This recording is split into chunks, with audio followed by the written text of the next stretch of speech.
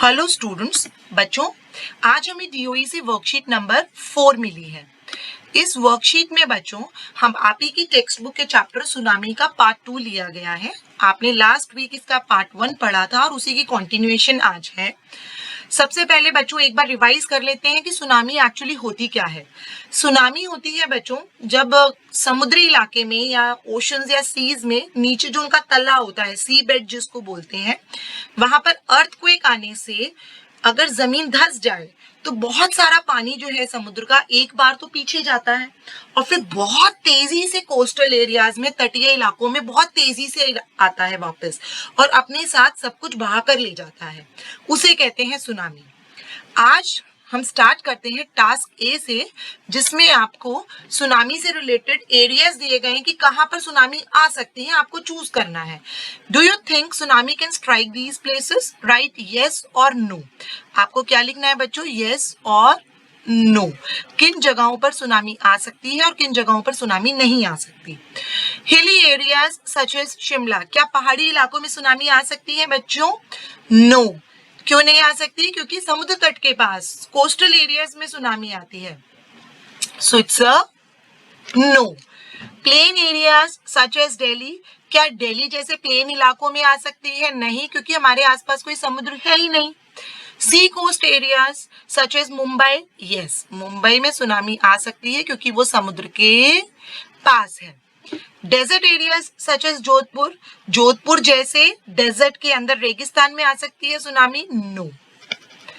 अब बच्चों मूव करते हैं हम नेक्स्ट पार्ट पर, बी पार्ट, जिसमें हमें चैप्टर को रीड करना है और ये आप ही की चैप्टर के पेज नंबर 26 और 27 की समरी है। चलिए स्टार्ट करते हैं। Almaz Javed was 10 years old. She was a student of Carmel Convent in Port Blair, where her father had a petrol pump. Almaz Javed 10 साल की थी और वो पोर्ट ब्लेयर, जो कि अंडमान और निकोबार आइलैंड्स में है, उसकी कैपिटल है, वहां पर कैरमल कॉन्वेंट स्कूल में पढ़ती थी और उसके पापा का एक पेट्रोल पंप था। Her mother Rahila's home was in Nain Kaure island. Nain Kaure island में उसकी मम्मी का घर था और the family had gone there to celebrate Christmas. पूरा परिवार क्रिसमस सेलिब्रेट करने के लिए वहां गया था। When the tremors came early in the morning, जब सुबह झटके महसूस किए गए, ट्रेमर्स झटके महसूस किए गए, family was sleeping. The family was sleeping. पूरा परिवार सोया था। Almaz's father saw the sea water recede. Almaz के पापा ने देखा कि जो समुद्र का पानी है वो रिसीड कर रहा था। What is recede? वापस जा रहा था, पीछे जा रहा था, यानी कि समुद्र का तल की तरफ पानी पीछे भाग रहा था। He understood that the water would come rushing back with great force. लेकिन उनको ये समझ आ गया कि अभी तो ये पानी पीछे जा रहा है, लेकिन बहुत ताकत के साथ और बहुत तेजी से, rushing back is बहुत तेजी से वापस आएगा हमारी तरफ। He woke everyone up and tried to rush them to a safer place. वो जल्दी से उठे और सबको उठाया और एक सेफ प्लेस की तरफ सबको ले जाने लगे। सेफ प्लेस यानी ऊंचे इलाके की तरफ जहां पर पानी ना पहुंच पाए। As they ran, her grandfather was hit on the head by something and he fell down. जब वो भाग रहे थे तो दादाजी जो थे उनके सिर के ऊपर कुछ बहुत जोर से लगा ग्रैंडफादर के सिर पर और वो गिर गए। Her father rushed to help him. उसके पापा गए उनकी हेल्प करने के लिए। Then came the first giant wave that swept both of them away. और तभी जो है सबसे बड़ी पहली लहर आई जो बहुत जायंट थी, बहुत बड़ी थी और वो उन दोनों को बहाकर अपने साथ ले गई, उसके फादर और ग्रैंडफादर को। Almaz's mother and aunts stood clinging to the leaves of a coconut tree. आप इमेजिन कीजिए, पानी इतना ज्यादा आ गया था कि उसमें बहते बहते लोग, जो नारियल के पेड़ के ऊपर पत्ते होते हैं वहां तक पानी आ गया था।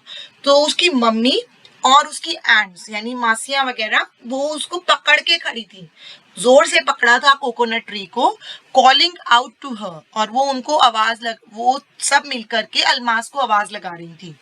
A wave uprooted the tree and they too were washed away. और तभी एक और वेव आई और उसने जिस पेड़ को अलमास की मम्मी ने और उसकी आंट्स ने पकड़ा हुआ था, आंट्स ने, वो उस पेड़ की जड़ें भी उस लहर ने उखाड़ दी और वो पेड़ के साथ साथ उसकी आंट्स और अलमास बह गई।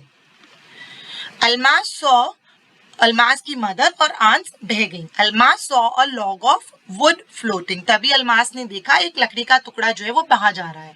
She climbed on to it, वो उसके ऊपर चढ़ गई। देन शी फेंटेड, उसके बाद वो बेहोश हो गई। When she woke up she was in a hospital in Kamota, Kamota में एक हॉस्पिटल में थी वो जब उसको होश आया। From there she was brought to Port Blair, और वहां से उसे पोर्ट ब्लेयर वापस लाया गया। The little girl does not want to talk about the incidents with anyone, she is still traumatised. वो जो लड़की है बेचारी छोटी सी बच्ची, वो अभी भी उस इंसिडेंट्स के बारे में किसी से बात नहीं करना चाहती, वो अभी भी ट्रॉमेटाइज्ड है, यानी वो अभी भी सदमे में है। चलिए मूव करते हैं टास्क की तरफ। Now sequence the pictures as they occur in the passage above and write correct serial number in the boxes. In pictures को बच्चों सही ऑर्डर में अरेंज करना है, जैसा कि ऊपर जो अभी हमने डिस्कस किया उसके हिसाब से कि पहले क्या हुआ, फिर क्या हुआ और फिर क्या हुआ। सबसे पहले बच्चों बहुत बड़ी वेव आई,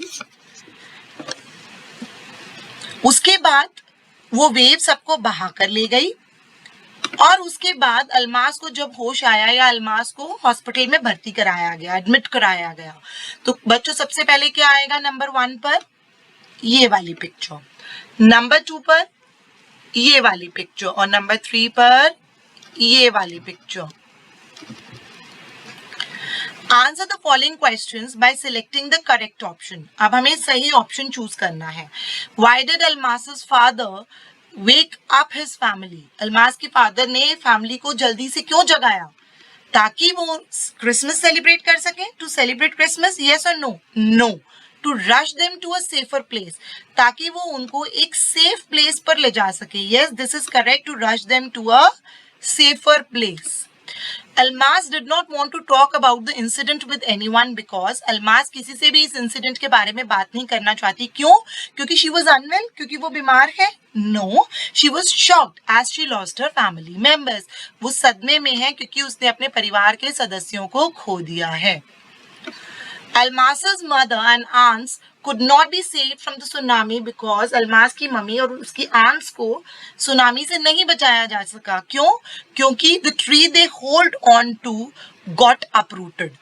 जिस पेड़ से वो अपने आप को पकड़ाए हुए थी, जिस पेड़ को वो पकड़े हुए थी, वो उसकी जड़ें उखड़ गई। यस, यही रीजन है बच्चों। फिर भी एक बार सेकंड पढ़ लेते हैं।